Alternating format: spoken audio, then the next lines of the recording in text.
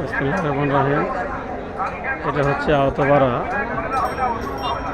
সুনামধন্য সাইকেল হাটা, যেখানে বিভিন্ন ধরনের সাইকেল উঠেছে।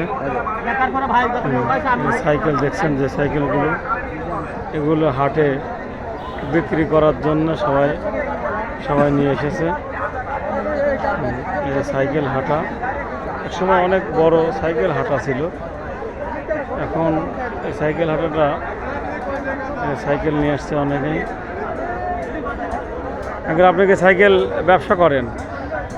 আপনি সাইকেল ব্যবসা করেন?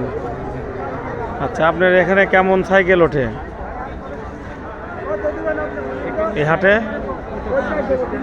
15-20টা ওঠে। এই হাটটা কবে হয়? এত তো বলতে পারি না, সিনিয়র ব্যাপারে আমি জুনিয়র ভাই। ঠিক আছে, তাহলে আপনার সাক্ষাৎকার নিচ্ছি। আমি জুনিয়র ভাই।